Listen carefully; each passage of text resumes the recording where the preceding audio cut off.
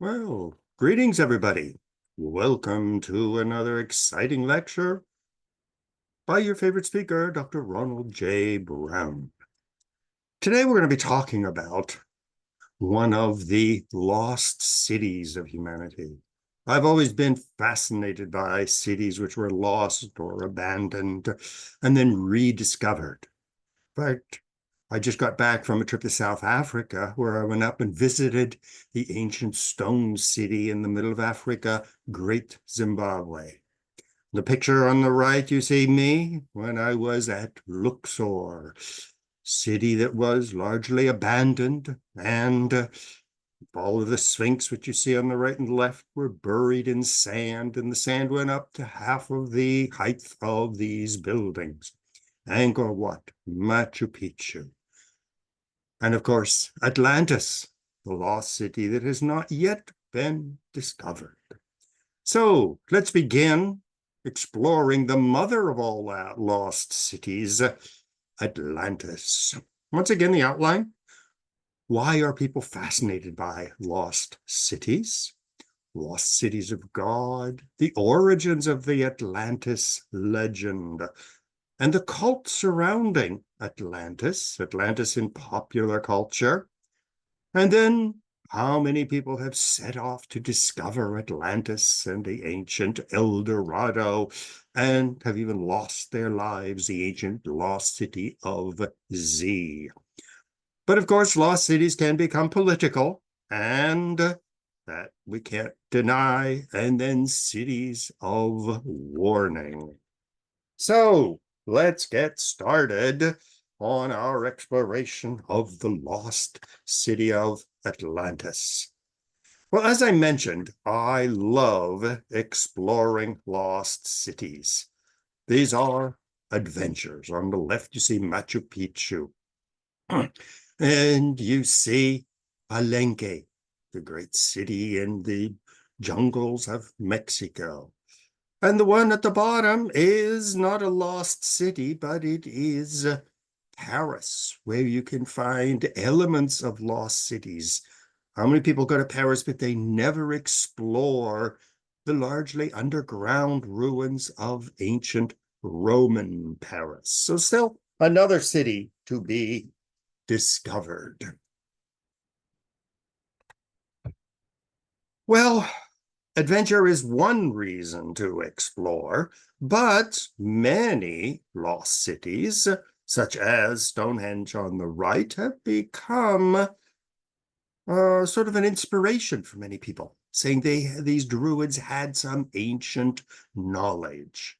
Or the Mexican pyramids of Mexico City, Tenochtitlan, Teotihuacan. Many people say that the ancient Aztecs had some mystical knowledge that their followers today are attempting to rediscover. Or the romance of ruins, ancient Iona, the ancient Greeks. Where did people like Aristotle and Plato get their wisdom? Was there another ancient lost city that gave them knowledge? Cities also inspire people. Thomas More's Utopia. Here again, creating the story of an ancient lost city, where, as the name implies, everything was perfect.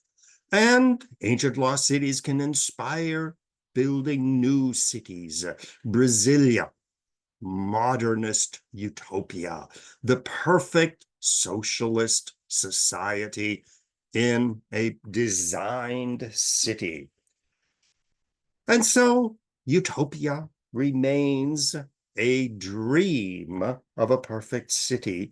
And just like El Dorado, Machu Picchu, Angkor Wat, these ancient cities can inspire people to say, at one time, somewhere, there was a perfect society without disease, without death, without wars, without crimes. And creating a perfect society, perfect city remains very much alive today. In East Berlin, you had the ideal communist cities of Karl Marx Allee. Tel Aviv, was built by the early Zionists to be the perfect society. No religion and synagogues and gods to distract people from the reality of here and now, but building a perfect heaven here on earth. Just outside of New York and in other places after World War II, Levittown, the perfect environment for young baby boom families. Well, the United States has its share of ideal societies. John Winthrop wrote that Boston was going to be a city on a hill that would be so perfect that it would inspire all of humanity. The Oneida community in upstate New York, 1851-76, a perfect society of equality between men and women. Moravians settled in places like Pennsylvania and North Carolina to create their perfect religious Christian utopia. Well, the Mormons set out from the East Coast and fled to Salt Lake City, where they designed a perfect Mormon society and city.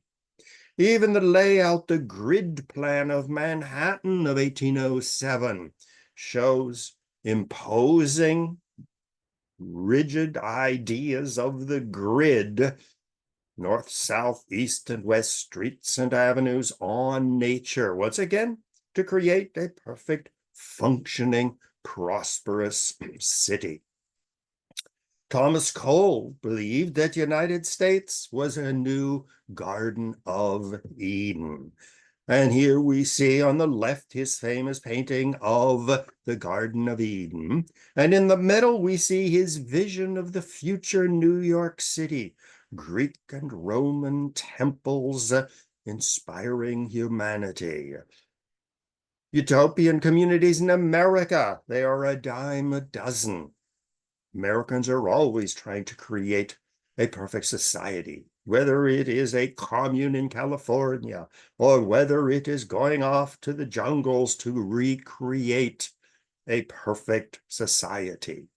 So people have always looked for models.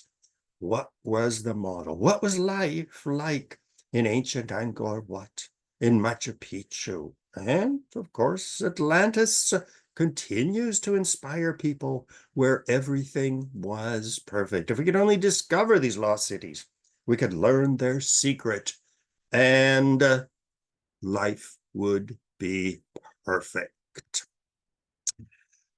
Well, most ancient cities are inspired by some great vision. For example, Angkor Wat was the perfect Hindu and later Buddhist city with magnificent temples, laid out streets, canals, everything was perfect. What did Abraham do when he left Babylon, took his family, who later became the Hebrew or the Jewish people, and set out to conquer the land of Canaan and make a perfect society in the land of Canaan? The lost city of Amarna, again, the birthplace of monotheism. The first Pharaoh of Egypt to declare that there is only one God. And he built his famous lost city. You see the ruins of the city. Nothing is left standing. But he built it in honor of the sun god. And it laid lost for centuries until it was rediscovered in 1714. Here again, a lost city that had a mystery, that had a message. The first kingdom to adopt monotheism, the belief that there is only one God. New Jerusalem continues to inspire people that in the future, Jerusalem would be made anew. It would be, the wars of religion, the ethnic cleansing, and all of the wars that have plagued Jerusalem between Jews and Muslims and Christians would finally be overcome. and a new Jerusalem would be built. Well, cities have looked back to religion and have played a major role in religious history, whether it is Babylon, where Abraham and the Jewish people emerged, Mecca in Saudi Arabia, even when the Hebrews were conquering the land of Canaan, the bloody battle of Jericho, taking the cities, murdering all the inhabitants, and making it into a perfect Jewish civilization. Major event of Jesus, entering Jerusalem on a donkey for his final days on earth. Sodom and Gomorrah, lost cities, which people are still trying to discover them and excavate them to see why did some cities become evil. The Mormons went to Salt Lake City, Machu Picchu, up at the top of the Andes. Again, the city that was lost for centuries and rediscovered. That's me at Machu Picchu on one of my trips up there. Once again, the rediscovery of a lost city. Why did they build it up at the top of the mountain? Why was it so isolated? Was it a religious place, or was it simply a place for the emperor of the Incas to retire and be with his advisors and family? Stonehenge, that's me at Stonehenge, Luxor, Teotihuacan, these cities continue to attract people for adventure, for inspiration. Well, let's get on to Atlantis, the ancient legend of Atlantis, one of the lost cities that remains lost. It hasn't been rediscovered yet. Well, it goes back to Plato in his book Timaeus, written in 360 BC, before the Common Era. And he said that it was somewhere in the middle of the Atlantic, and that the ancient peoples, the Phoenicians, the Greeks, and Persians, and other peoples had sailed out through the straits and into the Atlantic, and that there was an ancient city somewhere out there. Now, of course, it was the capital of a great and wonderful empire, and it ruled over parts of the continent, parts of Europe, parts of North America. It had vast power. But lo and behold, there was violent earthquakes and floods. And in a single day and night of misfortune, all your warlike men in a body sank into the earth. And the island of Atlantis, in like manner, disappeared into the depths of the sea. So Atlantis remains one of the most ancient legends of a lost city, still not discovered. How many people have given their lives and given fortunes to discover this lost city, which goes back to the ancient Greeks? And I mean, can't get a better authority for an ancient lost city than Plato himself. Now, of course, we don't know where Plato got these stories. They could have very easily gone back to the ancient Babylonians or the other peoples of the Middle East. Most of these ancient legends, like the Garden of Eden and the Great Flood and Noah and his ark, these are legends which are thousands of years old that have been reinterpreted, rewritten, and entered into the books of the Babylonians, and then influenced the Jewish Bible, Christian Bible, Islam. And even today, the Mormons are convinced that there are lost cities of the true Christians in America itself. The story was taken up by Herodotus, and we see one of his maps. That's what the people thought the world looked like at the time. You see Thracians, those are the Greeks. We see the Celts and Iberias and the Atlas Mountains. And he picked up this legend and also believed that somewhere out into the Atlantic Ocean, through the Strait of Gibraltar, there was an ancient lost city of greatness, a city of wisdom, a city of technology that disappeared. Philo, the Jewish philosopher of the first century of the Common Era, wrote also that the island of Atlantis, which was greater than Africa and Asia, citing Plato in Timaeus, was overwhelmed in the consequence of an earthquake and a flood and disappeared. Tertullian, in the 2nd century, writing from Carthage, once again picked up the same story, saying that it was huge. It was equal in size to Libya and Asia, meaning the Middle East and Africa itself. So the legend has very deep roots going back to well before the Common Era. Various explorers were convinced that they had discovered other documents and wrote about it. Here we see Athanasius Kirchner in Atlantis, Mundus Subterraneus in 1669, an underground city, showing where you have Africa and Spain and America. See how big it is compared to Africa and Asia, saying that it sank into the ocean and it was engulfed by the land and disappeared. But he was convinced that it was there. Even Christopher Columbus was convinced that he just might stumble upon the remains of this great civilization.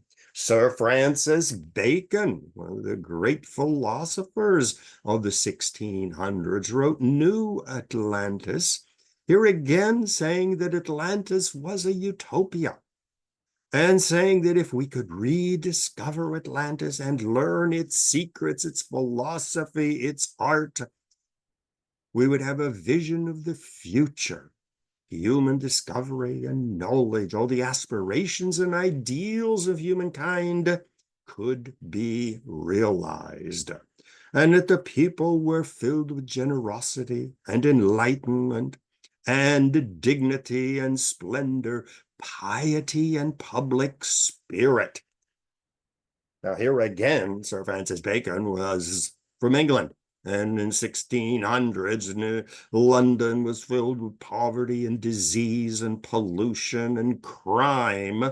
So once again, he was looking for a model. How could England learn from Atlantis and be made into a perfect society? Danish bishop Janus Johannes Bischerode also wrote, "The New World is not new," claiming that somewhere in the Americas, the descendants of those people of Atlantis who had survived had preserved the culture. And many people believed that when Atlantis went down, there were survivals. In fact, there's one theory that one group of survivors went to Egypt, where they built the pyramids of Egypt, and another group went west and settled in Mexico and built the great pyramids of modern-day Mexico City, saying, isn't it strange that you'd have the same type of architecture in ancient Mexico and ancient Egypt?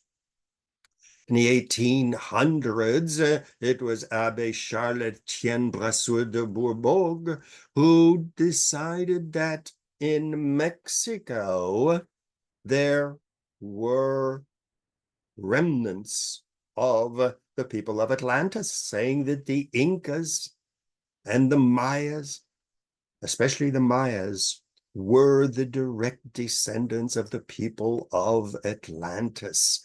And that is where the civilizations of the Americas came from. And he, as a priest, studied their philosophies, their beliefs, their calendars, their art, to try to discover what was the message of Atlantis. Why had this society been so perfect? Well, the similarities, on the right, you see me at the Mexican pyramids, and on the left, you see me at the Egyptian pyramids. Once again, for many people, this proved the link that there was an Atlantis. The survivors took their technology, their science, their architectural style, and recreated it in Mexico and in Egypt. Now, the Mormons also believed that the Americas held a secret message. The Mormons believed that when the kingdom of Israel was destroyed by the Babylonians and the diaspora, the exile of Jews occurred, many of the Jews survived, and as you can see at the map on the bottom, went around Africa in giant ships and went and settled in the Americas, saying that the wisdom of the ancient Hebrews was preserved among the peoples of the Americas. Another person, Ignatius Donnelly, Atlantis, the antediluvian world, went so far as to describe the world before the destruction of Atlantis. And here we see his map showing the civilizations that were influenced by survivors of Atlantis. Britain, Western Europe, the Middle East, Arabia, down to India and North Africa, as well as the people, Aztecs of Mexico, the Incas, even the peoples of the Amazon basin. And he was, of a consequence, he was a U.S. congressman who was convinced that Atlantis was real and that it had a mystery that must be discovered. Well, the cult of Atlantis continued to grow. Elena Petrovna Blavatsky, the great founder of theosophy, wrote many books and articles saying that Atlantis had existed and that she was in contact, mystical contact, with the survivors of Atlantis.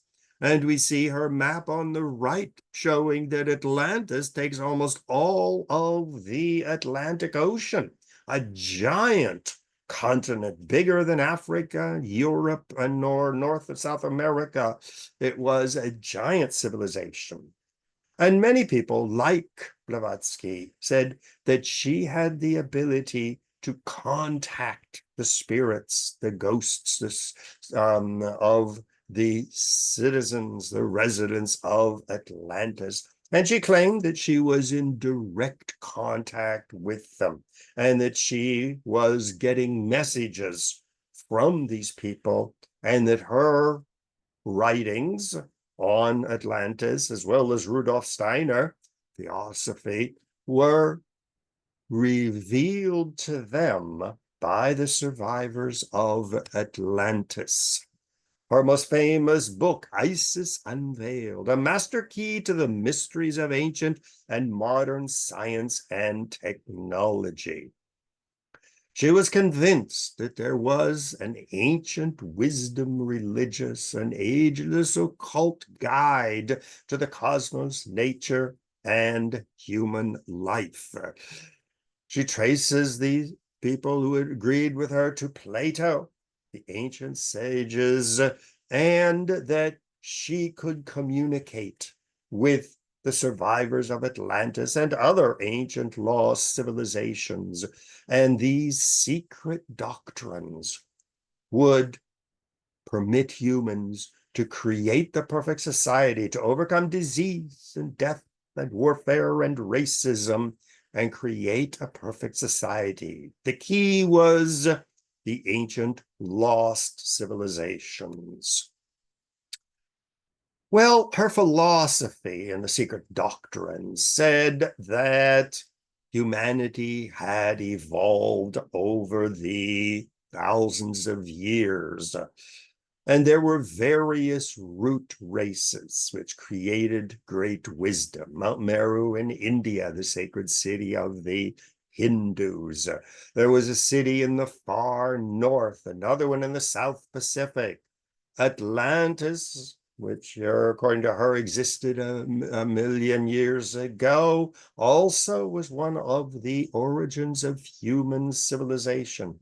The Aryans, the people of Western Europe and Northern India, Iran, Pakistan, also 100,000 years ago, contributed to the wealth of human knowledge. And finally, in the future, she said a civilization would emerge in the Pacific Islands, which would lead humans to the fullness of their potential.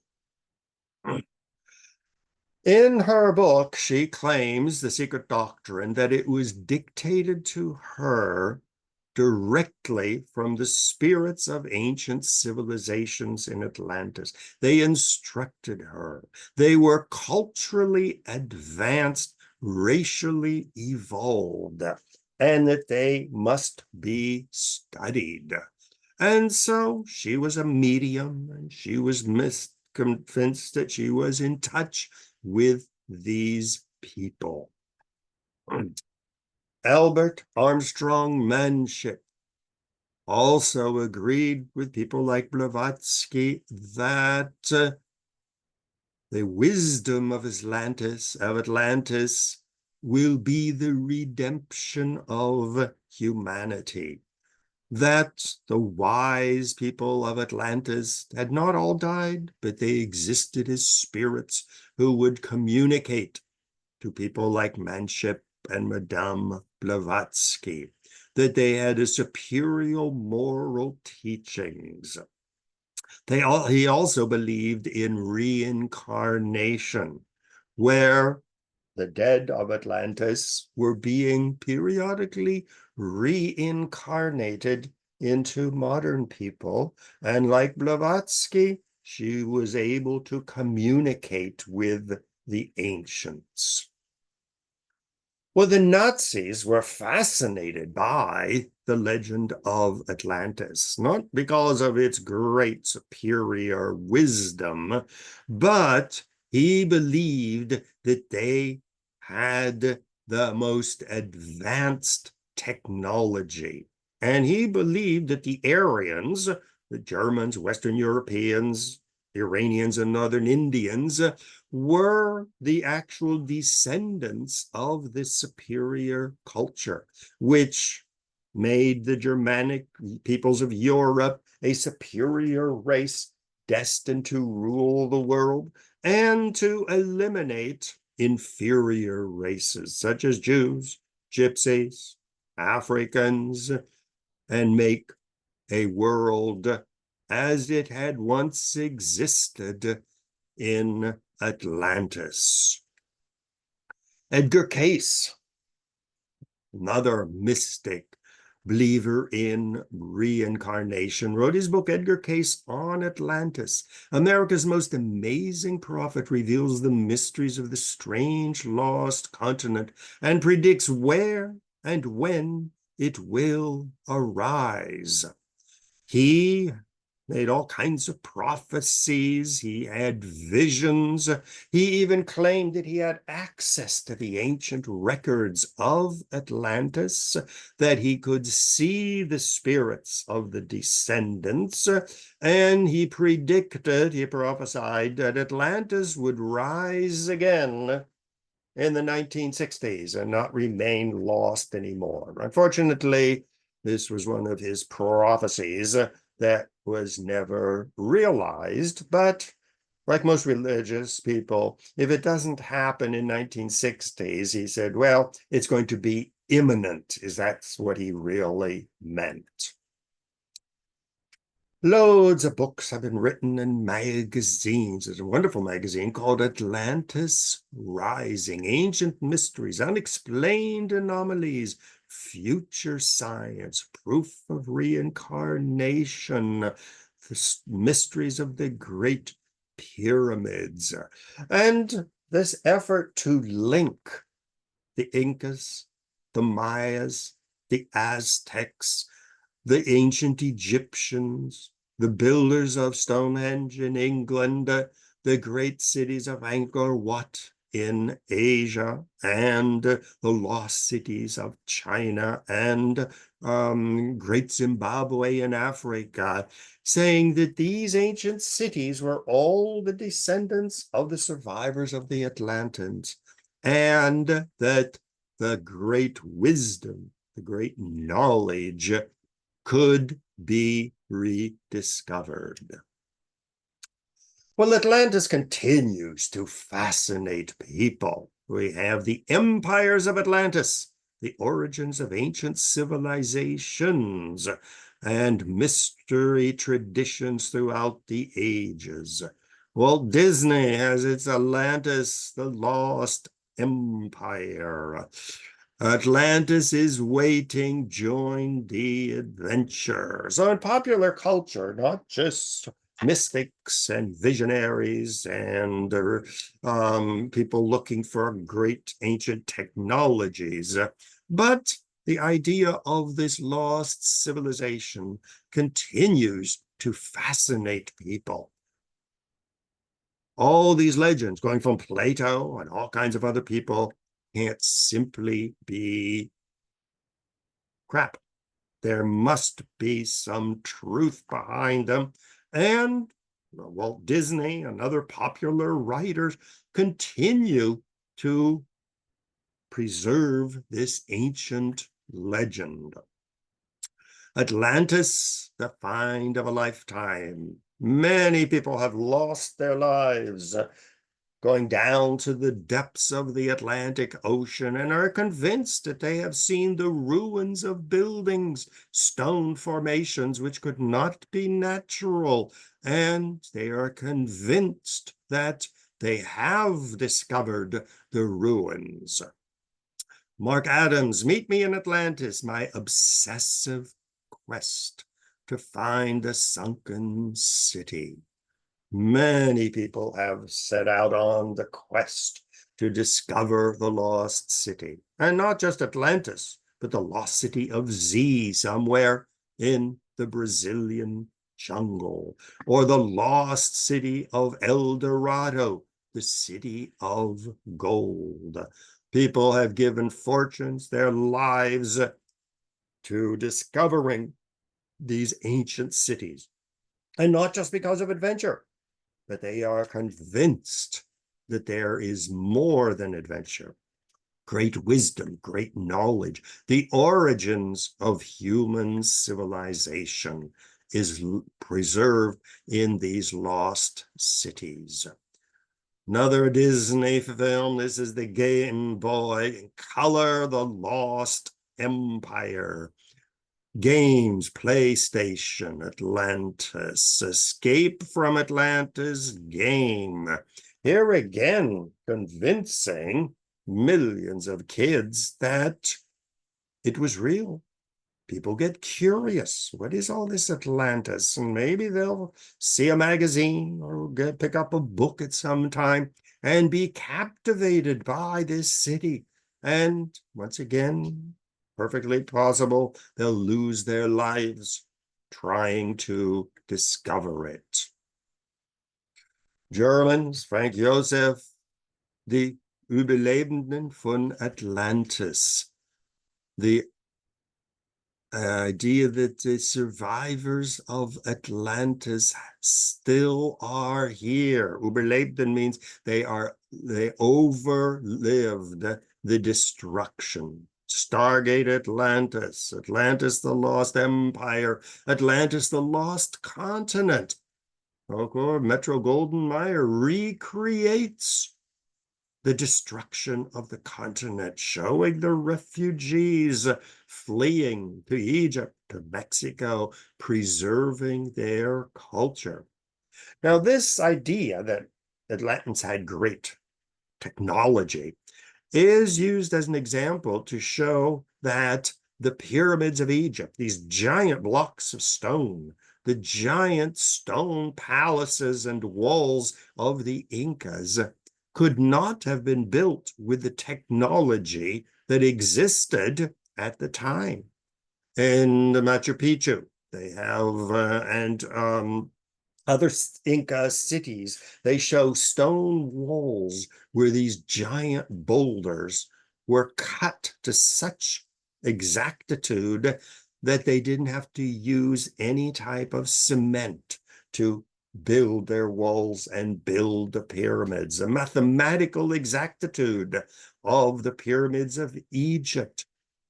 You had the technology of the people of ancient Atlantis.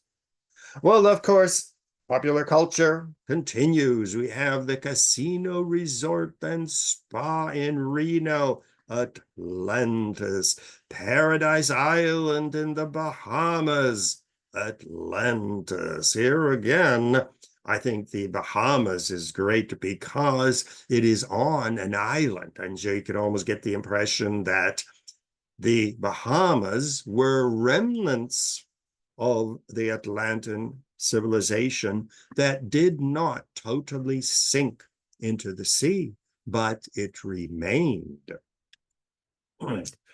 Many universities, such as the University of Nottingham, have sent out expeditions to explore the lost city of Atlantis. And at the bottom, you see one of the arrangements of stones that they found at the bottom of the Atlantic, saying this is not a natural stone formation. These blocks were cut with technology, some type of laser piled one upon the other, and so that the mysteries of the Atlantis are being revealed. Here again, see Edgar Case's Wisdom for a New Age. Lost cities hold the key to a perfect future society. Well, Atlantis is probably one of the most famous of the lost cities, but people continue to search for lost cities. El Dorado, the city of gold, somewhere in the Americas. The Spanish, the Portuguese, the French, even Americans went off searching for a city. El Dorado, the legend has it, had a king. And for his great ceremonies, he would cover himself in gold and sail off into an island in the middle of a sea. And that so much gold was possessed by the king that it would be impossible to steal it. Now, the mystery of El Dorado, in fact, in many ways became truth when the Spanish discovered gold and silver in Mexico, the gold mines of the Incas. And so many people say that there is a truth behind the legend of El Dorado. Legend of 7 cities of gold somewhere in the Americas, inspiring hundreds and thousands of people to go off, spend their fortune to discover these ancient cities of gold. In fact, the latest development in searching for El Dorado is using remote sensing archaeology, a whole new field of using high-resolution cameras that can see through the leaves and the trees and the bushes of the jungle and analyze the landscape underneath them. And they have discovered many Maya ruins in the Yucatan and even in the Brazilian jungle. They have come across ancient lost cities. So modern technology is really making great strides in discovering the ancient lost cities. Indiana Jones, of course, going off and exploring and discovering ancient temples and cities. In the middle, that's me exploring the ancient city of Lalibela, the top of the mountains in Ethiopia, where entire cathedrals, like the one behind me, were carved out of the mountain. On the right, that's me going down into the silver mines of Potosi in Bolivia, where at one time, Potosi was one of the largest cities in the world, producing most of the silver used in the world. And it is still producing silver. I didn't discover any when I went down there, but it was an adventure to go inside these silver mines, which go back to the 1500s. Well, ancient ruins such as King Tut's tomb, again, a lost city underground. There's me in my Indiana Jones hat in front of the tomb of King Tut, which remained lost and was discovered quite by accident, revealing the treasures of King Tut, which had remained lost for thousands of years until it was rediscovered by someone who was convinced that there must be a tomb of the famous King Tutankhamun. The lost city of Z in the middle of the Brazilian jungle. Fawcett, Lieutenant Colonel P.H. Fawcett, ended up selling his fortune, getting rid of everything, and went off to discover the lost city of Z. Well, he disappeared into the jungle, but before he left, he told his friends in London, a big famous archaeologist, that if I discover the lost city of Z, I will give my pocket watch to one of the people who are working with me, and they will take it back to London and give it to you. And so if somebody gives you my watch, you will know that I discovered the lost city of Z in the Amazon jungle, and he decided to stay there. Well, his son also took off and tried to find his father and find the lost city of Z, but to no avail. A great movie on the left, The Lost City of Z, based on the best-selling true story, the fascination, the passion for lost cities. For centuries, the lost city of Sigiriya in Sri Lanka was lost because it was perched on the top of a mountain, and it had been totally abandoned, and people had forgotten it had been overgrown with vegetation, and it was only rediscovered when the British took over Sri Lanka. Once again, these ancient lost cities, they always claim they had some ancient wisdom, some ancient technology. Arthur Clarke, the great sci-fi author, also was convinced that these ancient lost cities were in fact built by aliens, and that the aliens had come from somewhere in outer space, given the Atlantans and the other ancient Egyptians and people the technology to build these giant cities. The Nazca lines in Peru, here again, an ancient civilization of the Nazca people. What happened to them? Why were they building what looks like on the right an airport? Were the aliens part of these ancient cities?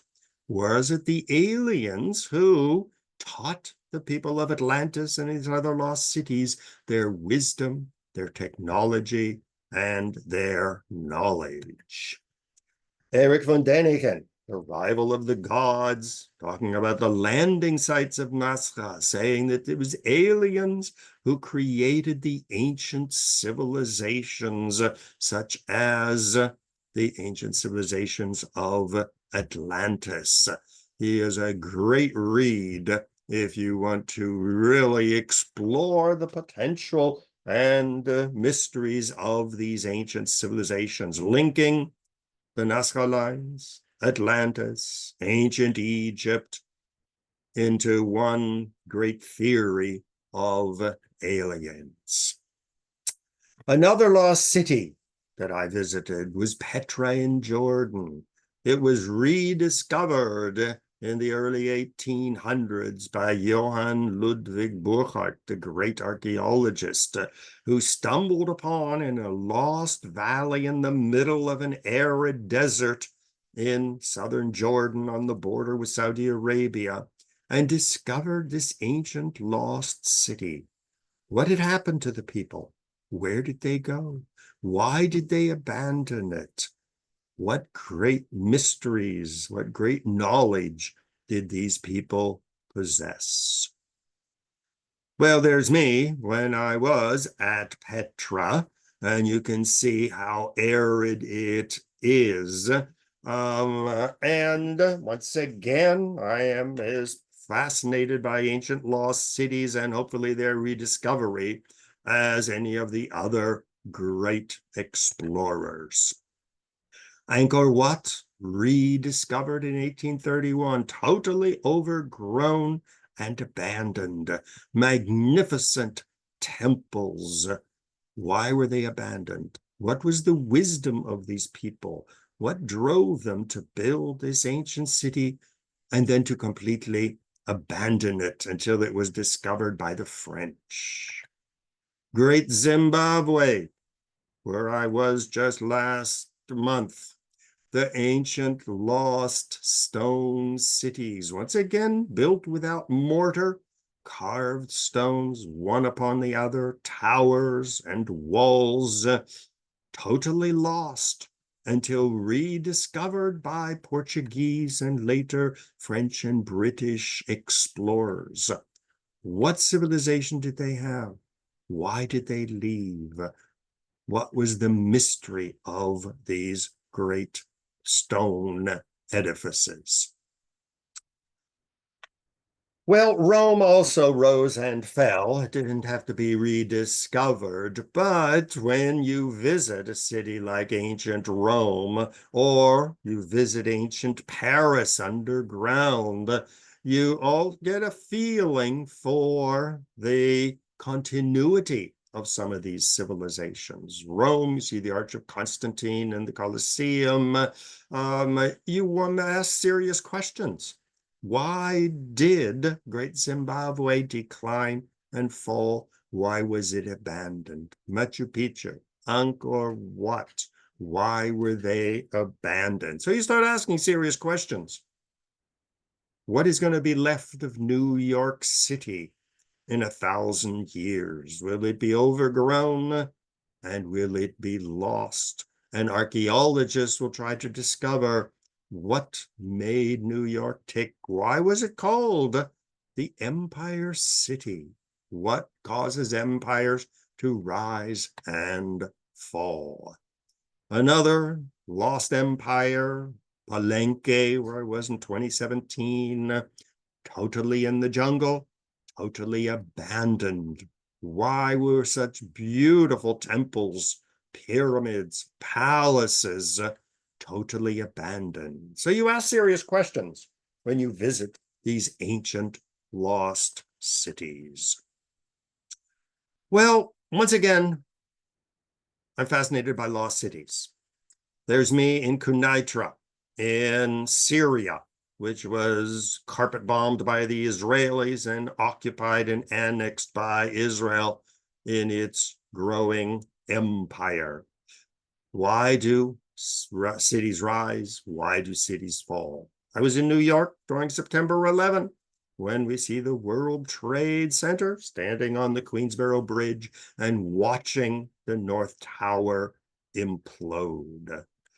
Planet of the Apes. You want a good film to spur your curiosity to find out what might the future of New York be. And the guy on the right riding his horse doesn't know where he is at, and he discovers the lost city of New York with the Statue of Liberty buried up to her stomach in sand. So lost cities, their exploration, their mystery, their fascination is a topic that has inspired many people and will continue to inspire. Can you imagine when we go to Mars and we discover ancient lost cities on Mars or Jupiter? What caused them to fall? What mysteries do they offer? Do they have enlightenment? Well, this is Ron Brown. You can contact me at ronbrownmedia@gmail.com. Feel free to respond if you have any questions or anything, and I will respond. Now, this is the first in a series on lost cities, which I will be posting on YouTube. So look for them. You'll always see my name, Ron Brown, Ronald Brown. You can't miss it. If you have any questions, just contact me at Ron Brown Media, and I will answer any questions which you might have. So, thank you for joining me, and I hope to see you sometime in the near future. Bye-bye.